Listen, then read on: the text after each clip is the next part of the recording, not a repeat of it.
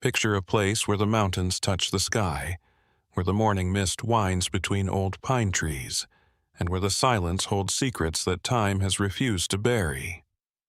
We are in the middle of the Appalachian Mountains in Tennessee, a place where the wilderness still set the pace of life, and every shadow seemed to have its own secret. It was 1912. The world was about to change in big ways, but time seemed to move differently in the mountains of Tennessee. The communities were cut off from each other, with only narrow paths that wound their way through rocks and deep valleys. Life was hard because the weather was unpredictable, and the land was so big and inhospitable. That fall, as the leaves turned bronze and red, something happened that would change how the people in that area saw their own mountains forever. Everyone in Sevier County knew Mary Lou Carter. She had a strong personality. She lived on a secluded piece of land on the highest slopes where civilization seemed far away. Her house, which was made of wood and could withstand harsh winters, was at the end of a dirt road that not many people were brave enough to use.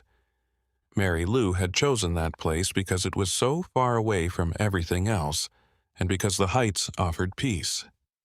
But they would later find out that peace can be a dangerous illusion. No one heard from her for weeks. The neighbors who lived the closest, a few miles away, were confused by the fact that there was no smoke coming from her chimney. Mary Lou always kept the fire going, even when it was very hot. She made preserves and smoked meats for the winter that was coming. The quiet coming from that property was strange and unsettling.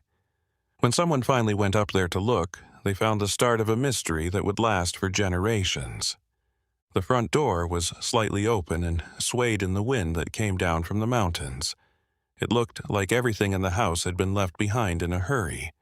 There were still food scraps on the table, and the utensils were scattered as if someone had been interrupted while doing something normal.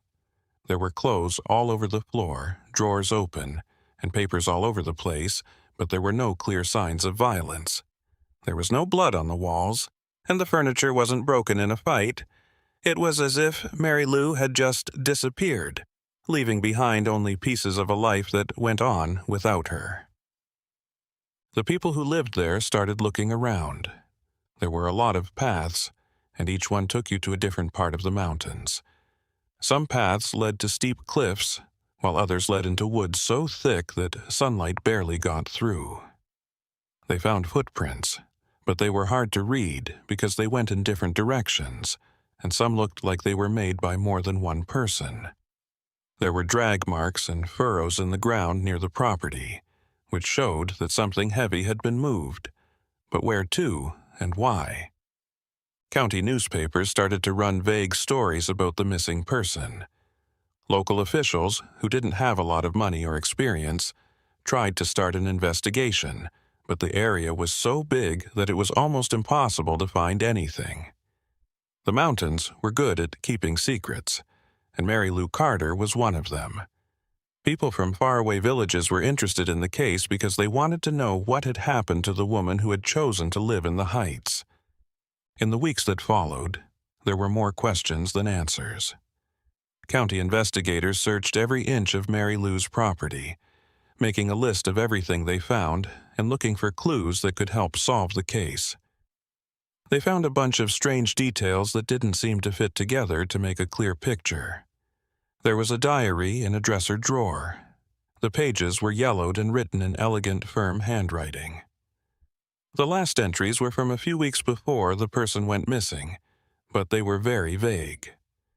Mary Lou wrote about how strange it felt to be watched while she was walking along the trails. At dusk, she saw shadows moving between the trees and heard sounds she couldn't place echoing through the valley at night. Some people in the area thought she might be lonely and that being alone in the mountains could mess with people's minds. However, the way she talked about these things made it clear that she was really worried, not just paranoid. They found tools in the barn next to the house that were arranged in a strange way. Axes, saws, and other farming tools were arranged in ways that no one who knew Mary Lou's habits could understand. It looked like someone had been looking for something specific there. The animal feed had been left open and was spread out on the ground. The animals, 2 mules and some chickens, looked upset and wouldn't go near some parts of the property. 3 nights before Mary Lou was reported missing, a neighbor saw strange smoke coming from the property. It wasn't the usual smoke from the chimney. It was something thicker and darker coming from behind the house, close to the trees. When asked why he hadn't looked into it at the time, the man said that something in the air that night made him think it would be better to stay on his own land. He said it was hard to put into words what it felt like an invisible weight pressing against his chest and telling him not to get too close. Records from the county office showed that Mary Lou had sold part of her land months before, which got a lot of attention because it happened quickly and for less money than expected. The buyer was a man from eastern Tennessee, and no one in the area knew him well. He had come to the nearest village, bought something through a local lawyer, and then disappeared.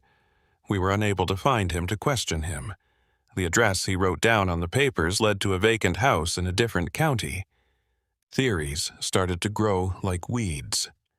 Some people thought Mary Lou had just made the decision to leave and start a new life somewhere far away, maybe because she was sick of living alone. People talked in hushed tones about land disputes and people who wanted those mountain properties so badly that they would do anything to get them. Some people talked about dangerous travelers who crossed the mountains. These were heartless men who lived on the edges of the law and left a trail of mysteries behind them.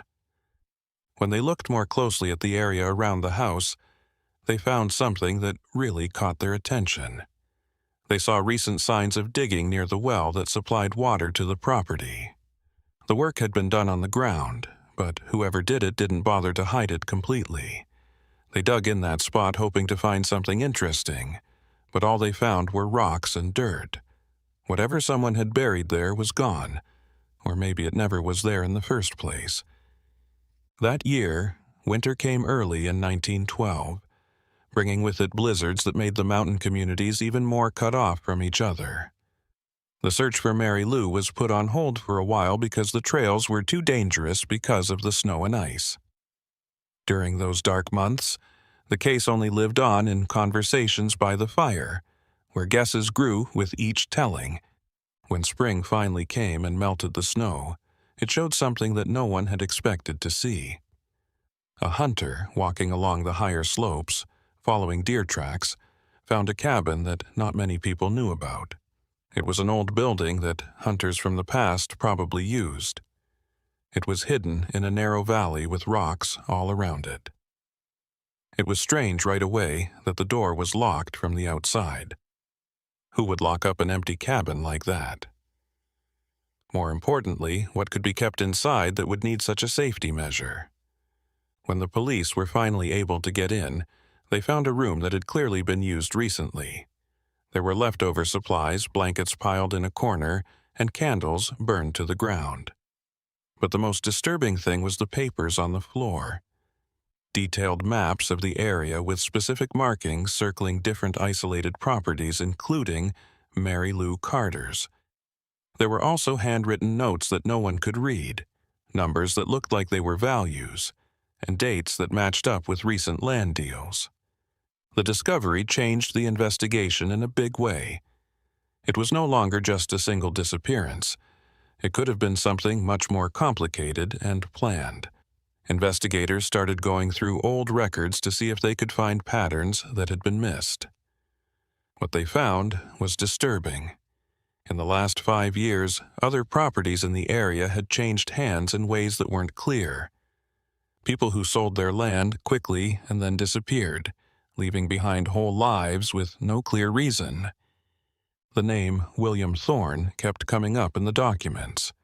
He was an itinerant land agent who had worked on a number of these deals. The records show that he traveled through the mountain counties, where he offered to help people buy and sell properties. But when they tried to find him, they found that William Thorne was like a ghost.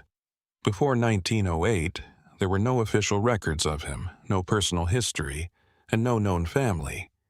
It was as if he had come out of nowhere just to do these shady things. People who had talked to Thorne all said the same thing in interviews.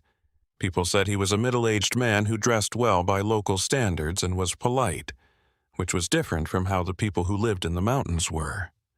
He talked with confidence about chances, like buyers who wanted to buy land far away for future development. He made people think they were getting a good deal and that they would have a chance to start over in less isolated places. Then, after the contracts were signed, both Thorne and the sellers just disappeared. Mary Lou's property turned out to be worth more than she first thought. People said there were mineral deposits in that mountain area. There were also whispers that companies from the north wanted to look for resources that were still hidden under those old lands. Is that why? Did Mary Lou find out something she shouldn't have? There were more and more questions, and each answer led to 10 more. When a merchant from the nearest village remembered seeing Mary Lou a few weeks before she went missing, a detail that had been forgotten came back to light. She bought strange things that she didn't usually buy, like gunpowder, even though she didn't own guns. She had also gotten heavy chains and padlocks, which are strange things for someone who lives alone. When asked if she looked worried or scared, the merchant hesitated before saying that, yes, there was something different about her that day. There was something in her eyes that showed both fear and determination. The investigation took an unexpected turn when old papers were found in the Blount County Archives, which is next to Sevier. An employee found old records and dusty papers that talked about land disputes that happened decades ago. In that mountainous area, where maps weren't always right and oral tradition often took precedence over official records, whole families had fought over property lines. It turned out that Mary Lou Carter was at the heart of one of these old arguments. Her property had been passed down through a complicated family tree with competing claims that were never fully settled.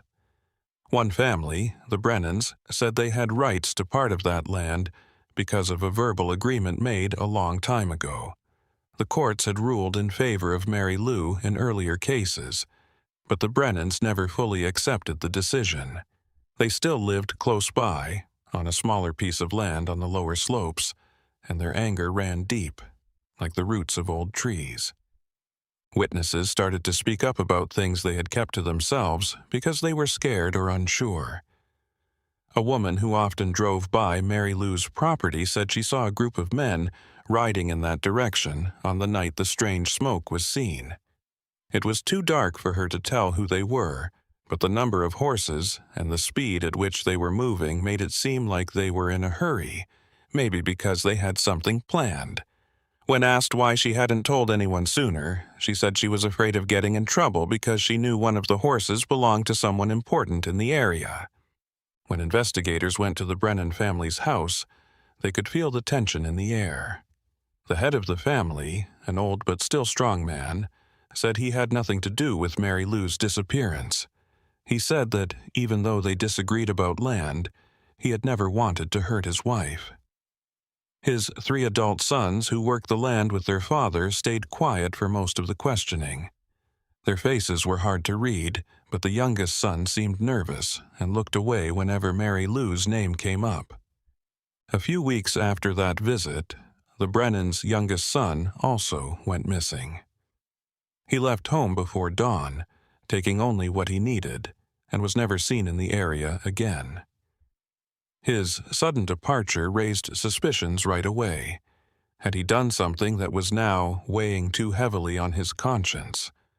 Or had he just decided to get away from the suffocating atmosphere of accusations and suspicious glances that now surrounded his family? His absence only added to the mystery, making a case that already seemed impossible to solve even more so. Mary Lou's land, on the other hand, was still empty and slowly being taken back by nature.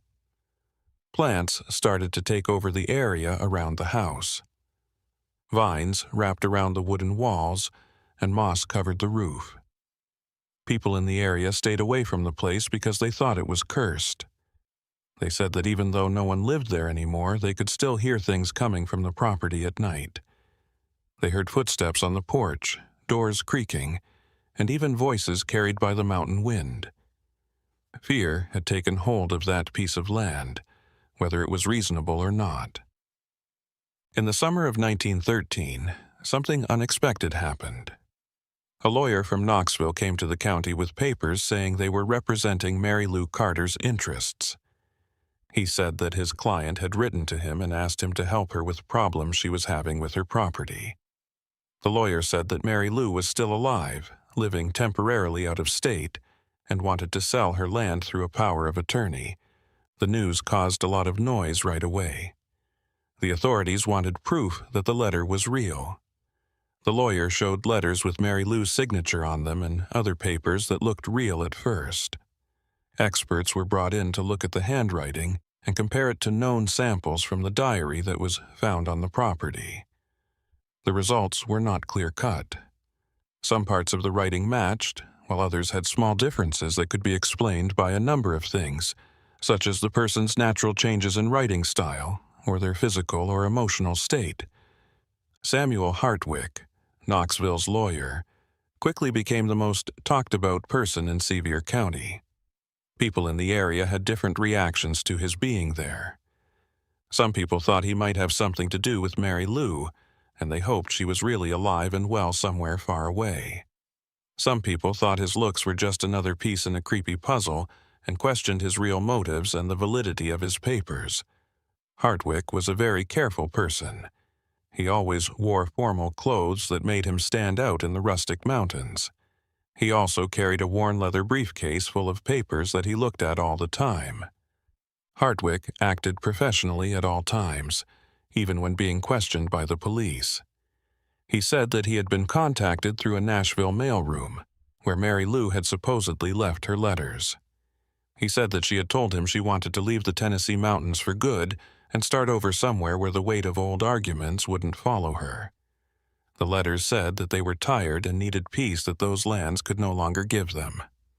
Hartwick spoke with confidence about all of this, but when asked about his client's exact location, he became evasive, saying that professional confidentiality and her right to privacy were at stake.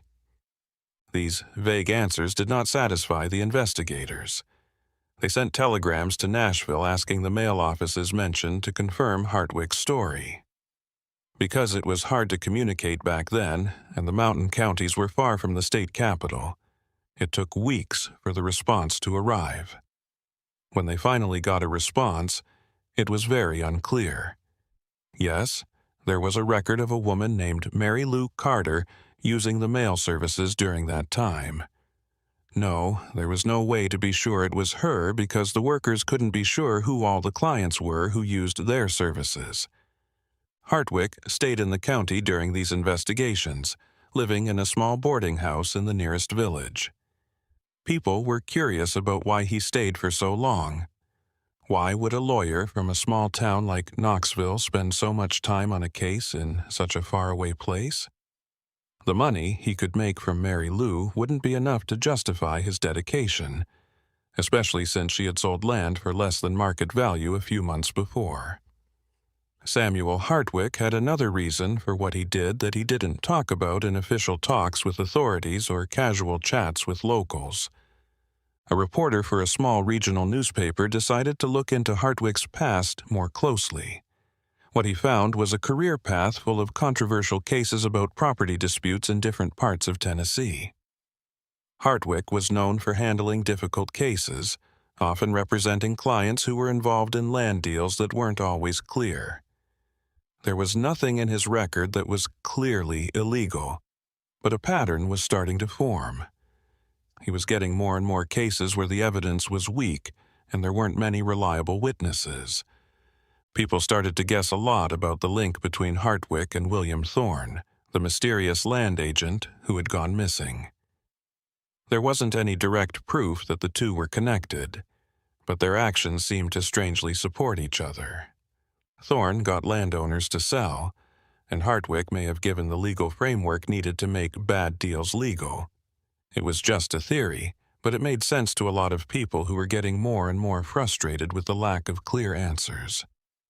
Something happened on a rainy night in August that would change the course of the investigation again. There was a fire on Mary Lou Carter's empty land. People who lived far away could see the flames because they saw the orange glow cutting through the mountains dark. They couldn't save the building by the time they got there. The wooden house burned down completely, leaving behind only ashes and charred rubble. The flames also destroyed the barn and other smaller buildings.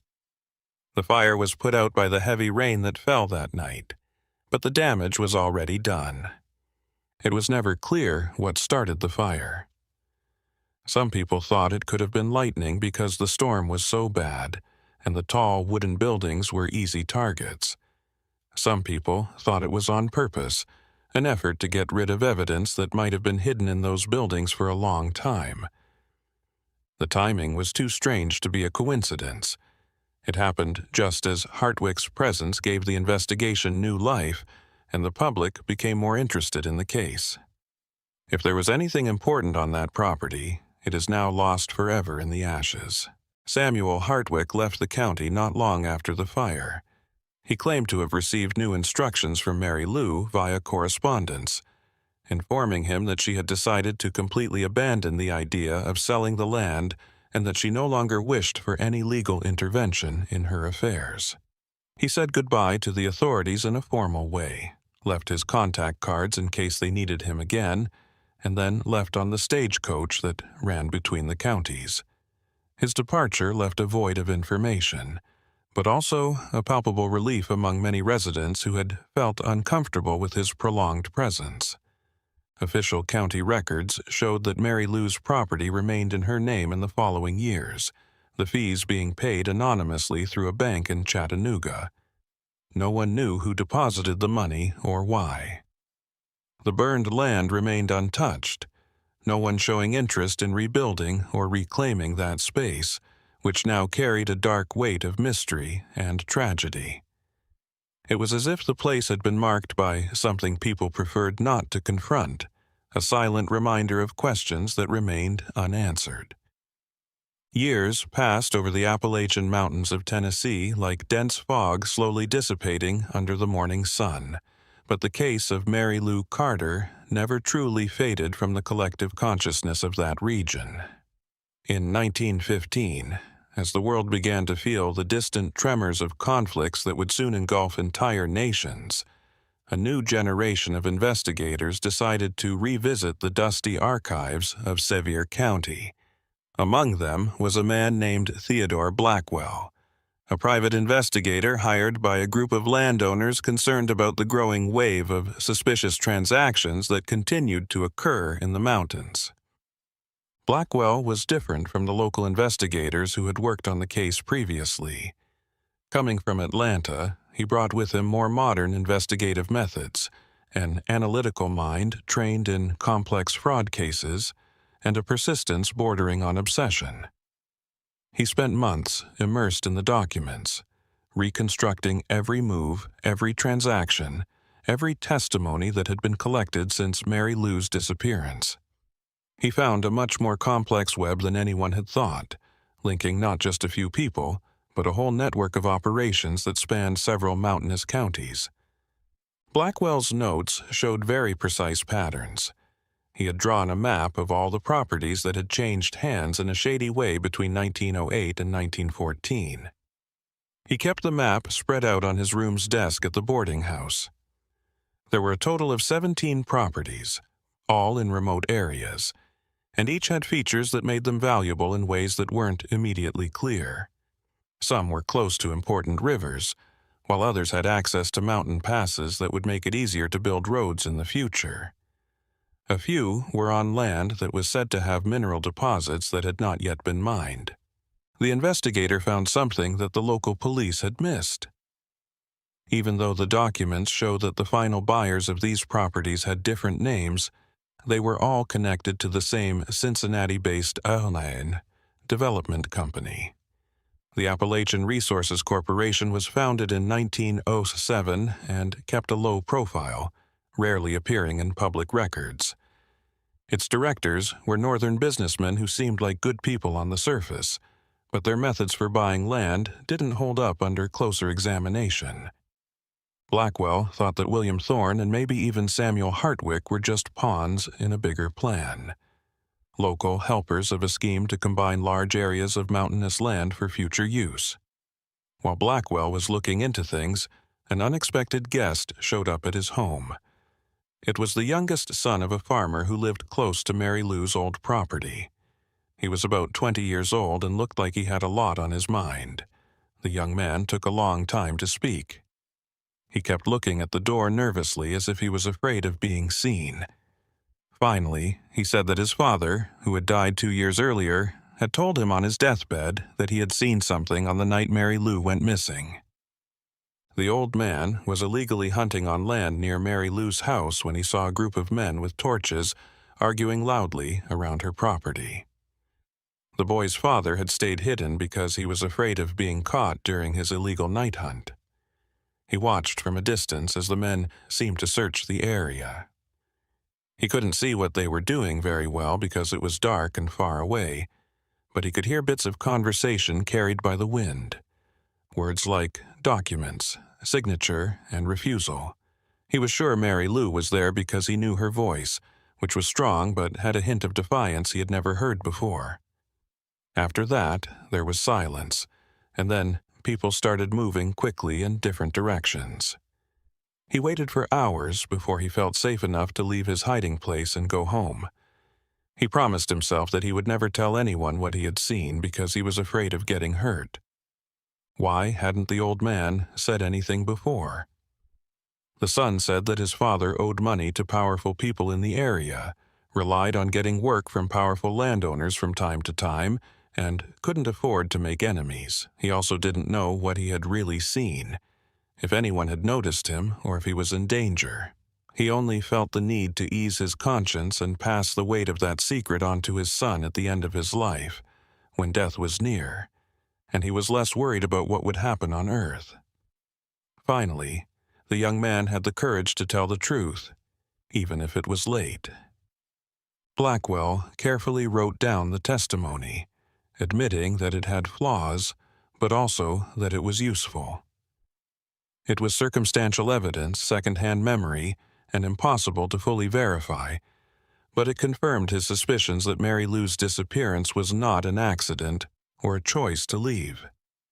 That night, something happened that involved more than one person and needed planning and coordination. The question was still there. What had happened? And more importantly, where was Mary Lou Carter now? The investigator chose to go to Cincinnati to follow the trail of the Appalachian Resources Corporation. The trip took days, going over mountains and valleys, through small towns, and on dusty roads, until they finally got to the busy city on the Ohio River. There he found out that the company had small offices in a commercial building, but it did a lot more than he thought it did. Blackwell confirmed that the company had bought hundreds of acres in the Tennessee mountains and nearby areas over the past few years, always through middlemen and never directly. He did this by talking to employees and looking at public records. When one of the company's directors finally agreed to meet with Blackwell, he said he hadn't done anything wrong. He said that the company followed the law by buying land from sellers who were willing to sell it through authorized agents. It was the agent's fault if they used questionable methods. It wasn't the company's. The director just threw up his hands in a gesture of ignorance when asked where people like Mary Lou Carter were, or what happened to other landowners who went missing after selling their land. He said that the company didn't have to find everyone who wanted to sell their property and change their lives, and Blackwell found it hard to legally challenge his cold logic, even though it was morally wrong. Blackwell put together a detailed report of all his findings and sent it to the county authorities when he got back to Tennessee. The document was impressive in how much it covered.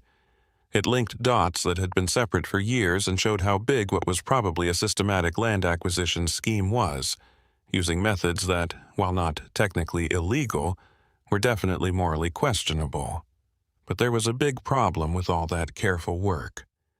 The case stayed in legal limbo because there was no body, no physical evidence of a crime, and no direct witnesses willing to testify under oath.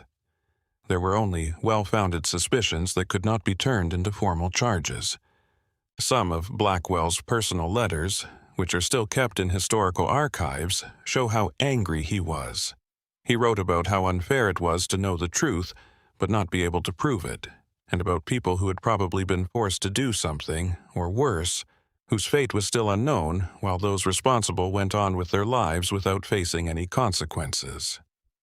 The investigator spent another year looking for that last piece of proof that would turn doubt into certainty, but it never came. Eventually, he ran out of money. His clients lost hope, and Theodore Blackwell left Tennessee. He left behind a case that would haunt him for the rest of his life. The Appalachian Mountains changed a lot in the 1920s. Better roads were built, linking towns that had been cut off from each other for months during the harsh winters. Electricity came to the bigger villages, bringing with it a sense of modernity that was different from the ancient secrets still hidden in the mountains. Mary Lou's property, or what was left of it after the fire, stayed empty, but the land around it started to show signs of new life. The Appalachian Resources Corporation finally started to do business in the area, bringing workers and tools to take advantage of resources they had quietly wanted for so long. During the digging for a new road through the mountains in 1923, workers found something that brought the case of Mary Lou Carter back into the news. They discovered the remains of an old wagon a few kilometers from her old property, in a thickly wooded area that few people traveled through. The wagon was partially buried under layers of rotting leaves and plants. The workers noticed something about the wagon, even though it was in terrible shape, with rotten wood and metal that had rusted over time and moisture. Things that belonged to people were all over the place. They were kept from completely falling apart by falling into a depression in the ground that kept them mostly dry. One of the things that was found was a silver medallion that had turned black from oxidation, but was still easy to tell what it was. When cleaned carefully, it showed initials carved into the back. Local officials looked through old records and found that the initials were the same as those of Mary Lou Carter. There were also pieces of fabric that could have been part of clothing, some household items, and, most interestingly, a small wooden chest that had somehow survived the weather. There were more pages from Mary Lou's diary inside, wrapped in oilcloth to keep them dry. These entries had never been found in the house before. These extra diary pages gave us a disturbing look into the last days before Mary Lou went missing. Her handwriting, which is usually neat and controlled, started to look more and more agitated. She wrote about how men kept coming to her property and making more and more aggressive offers to buy her land. She talked about veiled threats and hints that it would be better for her to accept and leave while she still could do so on her own terms. Mary Lou wrote down her strong refusal and her choice not to be scared, but she also wrote down how her fear was growing that things were getting out of hand. One entry that stood out, written just 3 days before she went missing, talked about a meeting she had to go to. People from a group that wanted to buy her land were coming to the property for one last talk. Mary Lou wrote that she had taken steps to protect herself, such as hiding important papers in safe places and making copies of property records that proved she owned them. She hoped that the people involved would finally leave her alone now that they had strong proof of her legal rights. But there was also a sense of acceptance, an understanding that people with enough money and willpower were rarely stopped by just legal papers. People started to wonder again about what might have happened when the wagon and the things inside it were found. Did Mary Lou try to run away with her most valuable things, but was stopped in that remote area? The position of the wagon suggested that she was following an old trail that led out of the county. This route wasn't used very often, so it would be easier to hide. Or did someone put those things there on purpose to make it look like an escape that never happened? There were many options, and each one told a different story about what happened that night. It was surprising when an old retired carpenter went to the police and confessed to something that had been bothering him for years. He said that in 1912, men he didn't know hired him to build a secret compartment in a building on a remote property. He had been paid well for the work, but he had to keep quiet about what it was and where it was. He had no choice but to accept it because he needed the money to support his family. He was getting close to death and wanted to find spiritual peace, so he felt the need to tell what he knew. The carpenter said that the hidden compartment had been built in a barn on the Brennan property. The Brennans had been having long-running arguments with Mary Lou over land boundaries. The area was meant to be hidden from view and only accessible through a secret mechanism. It was also big enough to hold documents or other valuable items. The man didn't know what the compartment was for, but the fact that it had to be kept secret and the work had to be done quickly had always made him feel uneasy. He gave a lot of information about where the hiding place was and how it was built. The authorities got permission to look at the Brennan property, which was now run by the next generation of the family. The current members seemed genuinely surprised by the carpenter's claim, saying they didn't know of any hidden space in their building. When investigators finally found and opened the hiding place, following the directions given, they found exactly what the carpenter had said they would. There were only some old cobwebs and a thin layer of dust in the compartment. If anything had been kept there, it was taken away a long time ago, so there were no signs of what it was or what happened to it. The Brennan family fully cooperated with the investigation by letting the police into their home and answering all of their questions. The oldest living members of the family said that there had been problems with Mary Lou over land, but they insisted that everything had always been done legally, through courts and proper paperwork. They said they didn't know about the secret compartment or anything to do with her disappearance.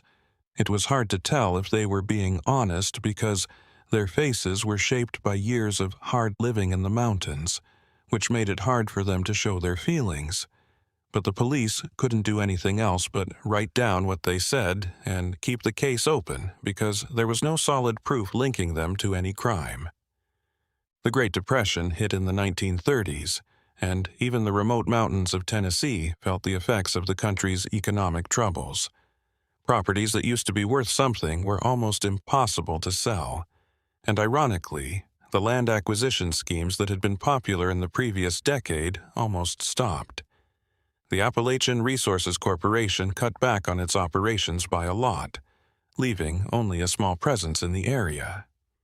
People started to talk more openly about the past during this time of lack and hardship. Maybe it was because they had less to lose, or because the hardships of the present made old secrets less important. In 1934, a series of articles in a local newspaper brought the case of Mary Lou Carter back into the public eye. A young man named Marcus Webb was the journalist in charge. He had heard stories about the disappearance growing up and decided to look into it himself. He traveled around the area, talking to old people who still remembered those days and gathering bits of memories that seemed small on their own, but, when put together, began to tell a fuller story. Webb had a special way of making people feel at ease, and many people told him things they had never told anyone else. A woman who had worked as a laundress for several families in the area said something she had never thought was important. Weeks after Mary Lou went missing, she was asked to wash clothes at the home of a well-known family in the county. She found a man's shirt with stains that caught her eye. They weren't blood stains. They were red earth mixed with something oily, which is a type of dirt she knew from certain parts of the mountains where the soil had certain properties. The shirt also had tears that looked like it had been forced through thick plants.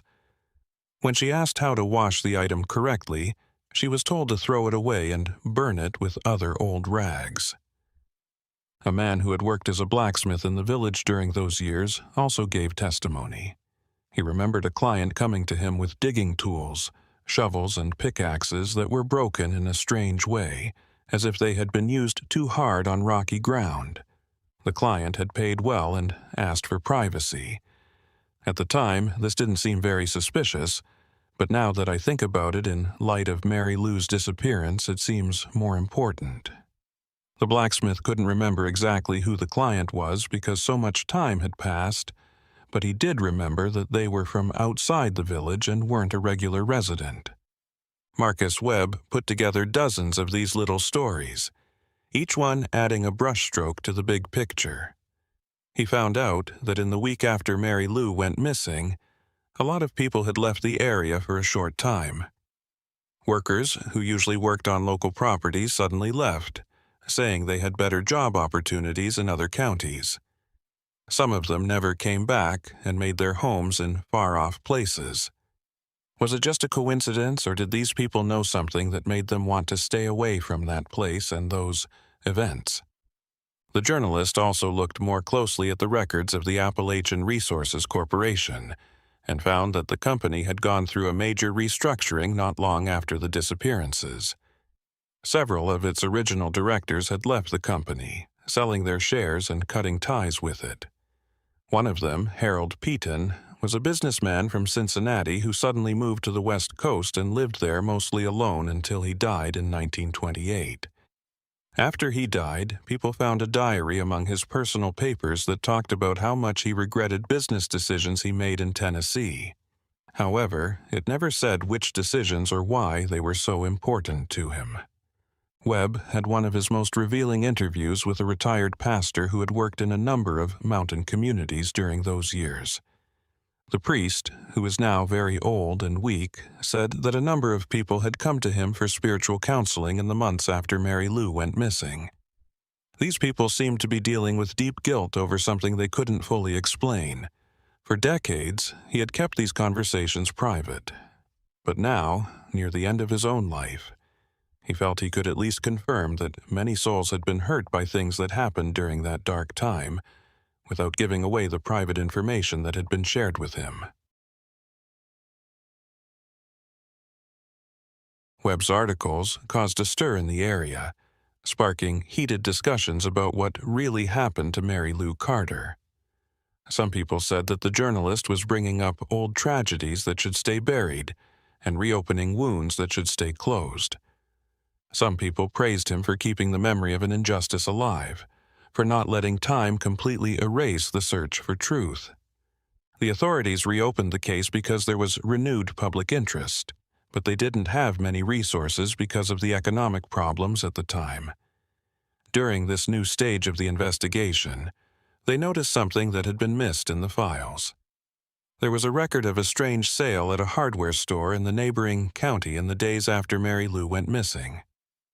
Someone had bought a lot of quicklime, which is used for a lot of different things in farming, but is also known for speeding up the process of decomposition. A man bought it with cash and didn't leave a name.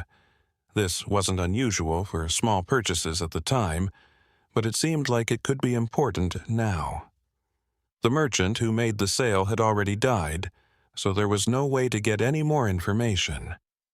The Appalachian Mountains were not immune to the huge changes that World War II brought to the whole country. A lot of young men went to fight in the military, and when they came back, they had different ideas about the world and their own neighborhoods. The area started to modernize faster, with new roads cutting through the mountains and making it easier to get to places that had mostly been left alone. In 1947, during this time of change, a war veteran named James Holloway chose to live near Mary Lou Carter's old property. He bought land that had been empty since the fire decades before. Holloway was a down-to-earth guy who didn't believe in superstitions, but he did say that there was something strange about those lands. While clearing the land for his new house, he and his workers found things buried in different places on the property. They were normal things like old tools, broken pottery, and pieces of metal that had rusted over time. However, the way they were spread out made it seem like someone had carefully hidden things all over the area. Holloway kept the most interesting things and made a small collection that he kept in his barn. He thought that maybe one day they would tell him something about the history of that place. In 1949, during a storm, lightning hit an old tree on the edge of Holloway's property. It fell down and showed off its deep roots. After the storm passed, he went outside to look at the damage and saw something strange among the exposed roots. Stones that were arranged in a strange way, as if someone had built a small underground structure that the tree's roots had grown over the years. Holloway carefully dug up the area with the help of his neighbors. He found what looked like a hiding place that had been made on purpose. A small space lined with stones where something might have been kept safe from the weather. Inside this hiding place was a thick envelope full of papers, wrapped in oiled canvas that had somehow avoided breaking down. In many places the ink had faded, making some parts hard to read, but there was still enough left to show amazing information.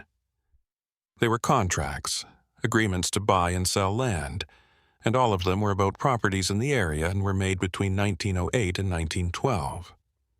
What stood out the most was that a lot of these documents had clear problems, like signatures that looked forged, witnesses who probably never existed, and clauses that helped buyers in ways that most sellers would not agree to.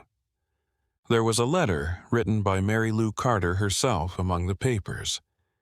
It was dated a few days before she went missing. It wasn't clear who the letter was meant for, but it seemed like a kind of testimony, a record for future generations. Mary Lou wrote about the constant pressure she had been under, not just on herself, but also on other property owners in the area.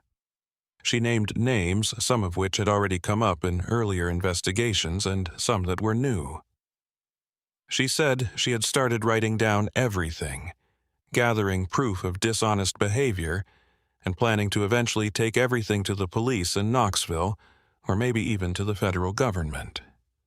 The letter said that Mary Lou had found a strange pattern.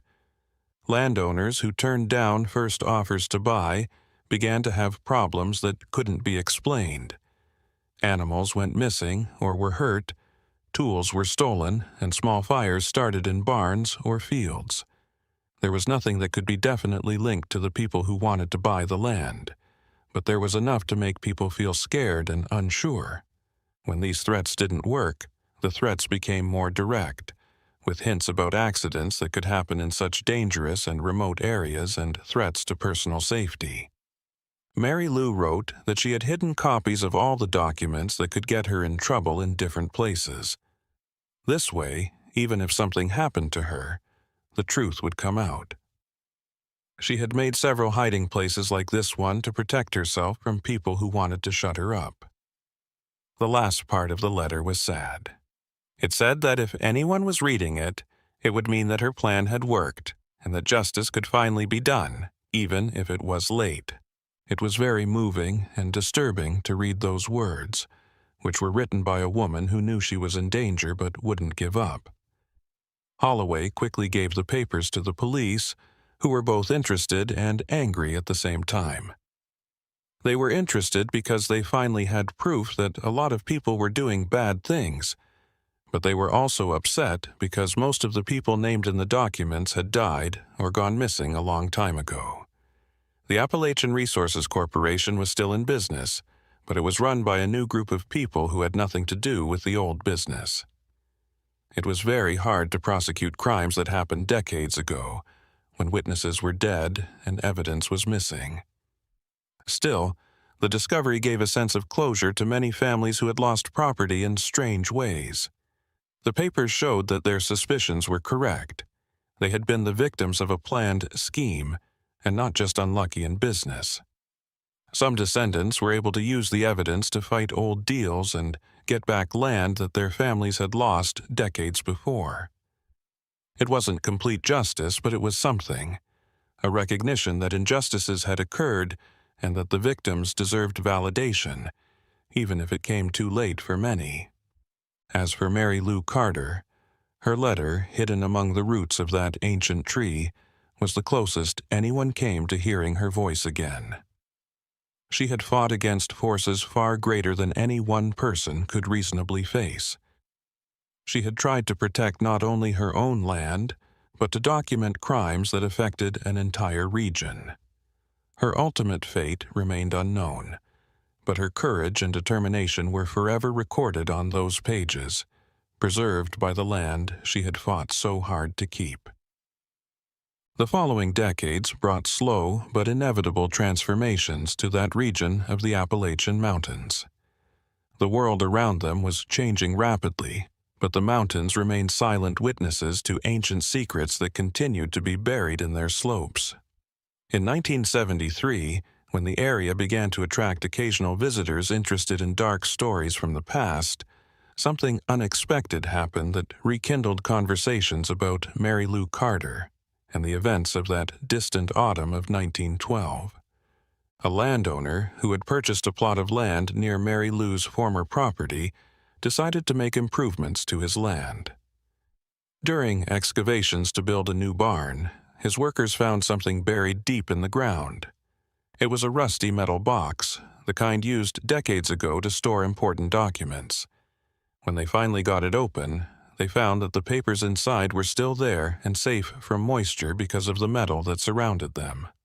The papers were old and stained, but for the most part, they were still easy to read. The content was upsetting. There were handwritten notes, lists of names and dates, and records that looked like they were keeping track of meetings and deals that were never officially recognized. Some entries talked about meetings that happened late at night, talks about certain properties, and people who needed to be convinced or persuaded. The language was careful and used vague terms that could mean more than one thing. However, the overall context suggested activities that were meant to avoid public attention.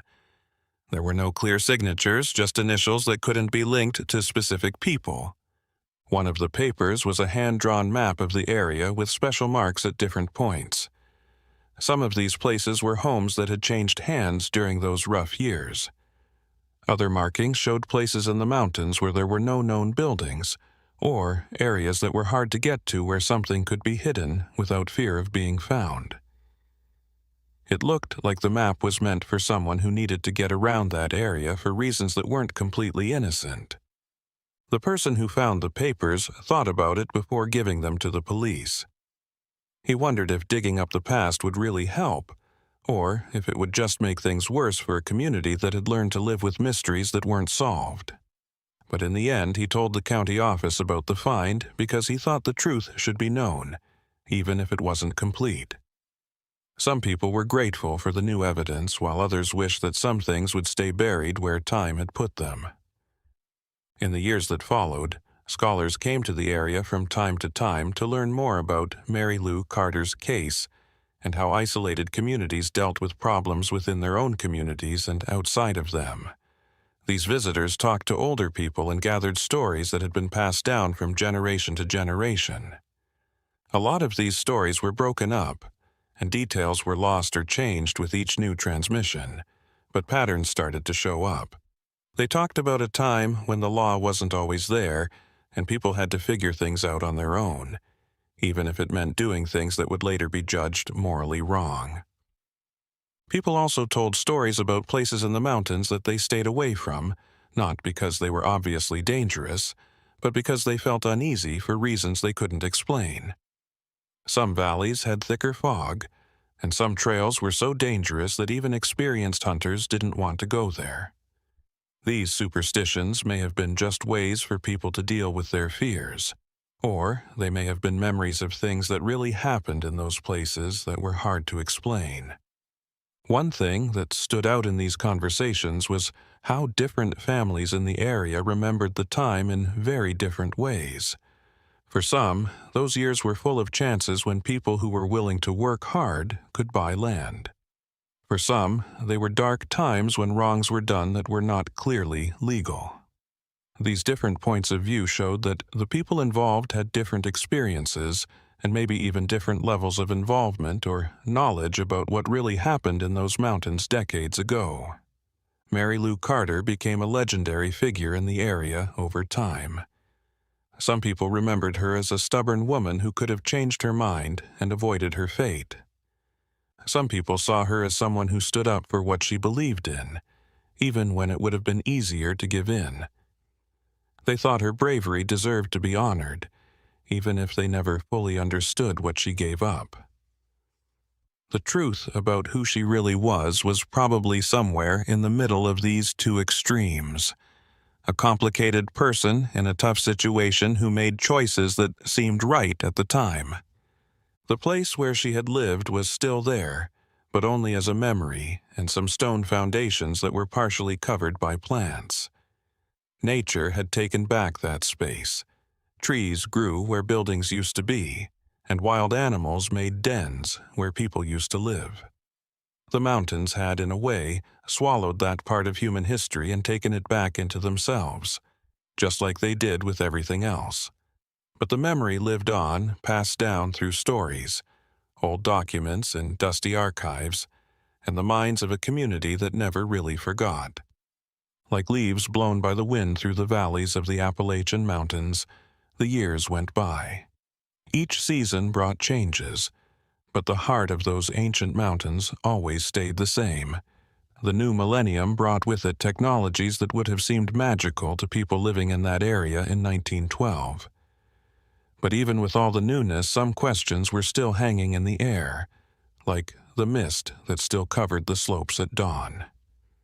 The story of Mary Lou Carter lived on, not in the official records that had become yellowed and fragile over time, but in the way people told and retold her story, with each generation adding its own thoughts and interpretations.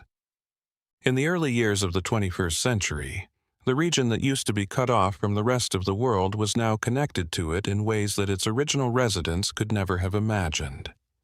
There used to be only narrow trails through the mountains, but now there are paved roads. Visitors to the preserved natural areas walked through forests without knowing the dark stories those old trees might tell if they could talk. Mary Lou's old house stayed in private hands, passed down through generations of owners who knew the history of the place, but chose to live there anyway. They may have found a dark romanticism in that connection to the past. People would come to the area from time to time and hear the stories for the first time. Their reactions were always the same. They were both fascinated and uneasy to learn that there were still real mysteries in the world, and that not everything in life had clear answers or endings. People who ask these questions are usually the same ones who have asked them 1,000 times before. What really happened to Mary Lou Carter? Did she just leave to start a new life somewhere else? Or did something bad happen in those mountains in the fall of 1912? Why did so many other properties change owners in the same way? Who really gained from all those people going missing in strange deals? The answers were always unsatisfactory because they weren't complete.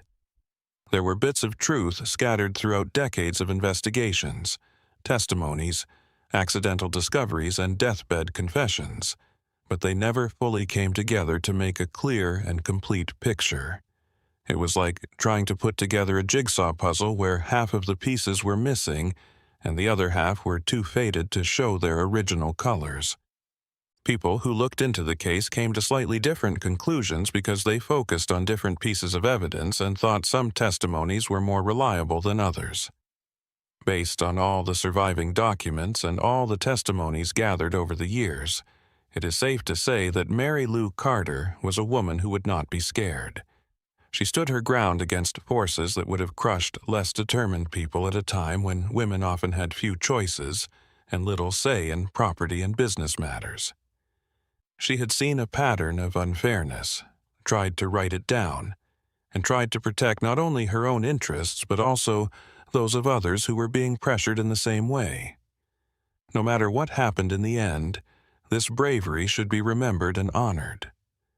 The mountain area also had its own scars from that time that no one could see. Families who lost their land in questionable ways never fully recovered. Their children grew up hearing stories of past wrongs that could never be made right. People who were doing well during those years always lived with a sense of suspicion, wondering if their success was built on shaky moral grounds. These old tensions still had an effect on the relationships between descendants, even though they were not visible. They were a legacy of events that happened long before anyone living today was born. As time went on, it became impossible to know for sure what happened that important night in 1912. Everyone who was directly involved had long since died, taking with them any clear information they had. The documents that were left behind were suggestive but not conclusive. They pointed in certain directions but didn't give final destinations. Partial confessions and broken testimonies made it seem like there was a lot of information but not enough proof. People who wanted clarity found it frustrating, but maybe it was right for a case that was so full of darkness and secrecy.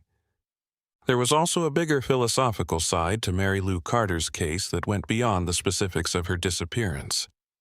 Her story illustrated a universal truth regarding the vulnerability of justice in contexts characterized by the amalgamation of power and isolation, where individuals possessing resources could function beyond public oversight, and where victims lacked adequate means of protection or redress. It wasn't just that time and place. Similar things have happened in other times and places throughout history. Mary Lou's particular case was merely a specific manifestation of broader dynamics that remained relevant even in modern times. For those who lived in the region, the story had become part of the local cultural identity, a shared narrative that everyone knew to some extent.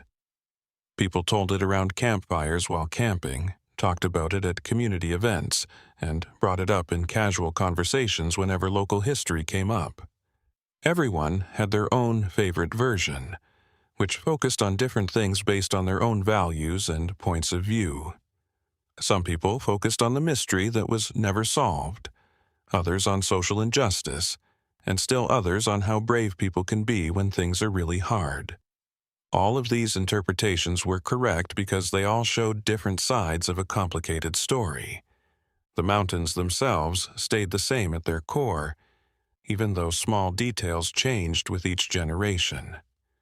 The same peaks that Mary Lou had seen from her balcony were still there. The same rock formations were still dividing valleys and slopes, and the same rivers were still flowing through deep gorges, bringing water from the heights to the distant plains. This permanence gave me a sense of comfort. No matter what dramas were going on in the mountains, they would always be there. Silent witnesses who would never fully reveal the secrets they held. People who walked the trails near Mary Lou's house in modern times sometimes said they felt strange things, like an inexplicable sadness that surrounded them in some places, or a feeling of presence that they couldn't explain but also couldn't deny. Skeptics would say that it was just the power of suggestion, and that knowing the story ahead of time made people expect things that their minds then filled with emotional interpretations of normal things in the environment. But people who felt these things usually said that there was something real in those places' charged atmospheres that made them feel that way. The issue of justice in the Mary Lou Carter case was very complicated, because even when wrongdoing was found, it was too late to do anything about it. The people who were responsible had already died. The companies had either gone out of business or changed so much that they were no longer recognizable, and the property had changed hands many times, making it almost impossible to settle ownership issues after the fact. This reality was very frustrating, because it made people realize that some wrongs could never be righted, no matter how much they wanted to. All that was left was to remember, acknowledge, and maybe even validate the pain of those who had been through it. Even though it was too late to make a real difference, looking back through the distorted mirror of time, the fall of 1912 in the Appalachian Mountains of Tennessee was a time when personal choices and social forces came together in ways that left permanent marks. Mary Lou Carter had made her decisions based on values that were important to her, and she wouldn't back down even when it would have been safer and easier to do so. People around her also made choices. Some did it because they were scared, Some did it because they were greedy, and some did it because they had to choose between loyalties that made it hard to figure out what was right. None of these people could have fully understood what would happen in the long run, because the choices they made in 1912 would have effects for many generations to come. History shows us that the truth is often more complicated than we want it to be, that endings that are clear-cut are less common than we think they are in stories, and that justice is often flawed and incomplete. Mary Lou Carter's case showed all of these uncomfortable truths. There was no clear villain being punished, no heroine being vindicated in a way that would bring back everything that had been lost, and no satisfying ending to the story. It was messy, unclear, and frustratingly incomplete, but maybe that's why it was an important story to remember. It showed how the world really works, even when we want to believe it works in neat ways. When we look at those mountains today, we can only guess what secrets are still hidden beneath their surfaces. How many other stories like this one have never been told? How many other mysteries have never been looked into? How many other wrongs have gone unrecognized? Mary Lou Carter's story was preserved, even if not perfectly, but there were probably many others whose names have been completely lost and whose suffering was not recorded in official records or remembered by the public. Thinking about them, those who are missing from history, makes a story that is already sad even sadder. The most important thing about Mary Lou Carter's life may not be what happened to her, but how her story makes us think about truth, justice, and bravery. She reminds us that people can make a difference even when the odds are against them, that documenting injustice is important, even if it doesn't lead to change right away, and that refusing to be silenced is a powerful act of resistance, no matter what happens. These lessons go beyond the specific time and place of 1912 and are still important today when those in power try to hide the truth. So, more than 100 years after that long-ago fall, the secrets of the Tennessee mountains are still safe. At dawn, the mist still rises from the valleys, and the wind still whispers through the pines. Somewhere on those old slopes, answers may still be waiting to be found. Or maybe some questions will never be answered. They remind us that we can't know everything and that we can't explain everything. Mystery is a part of being human that we need to learn to accept with grace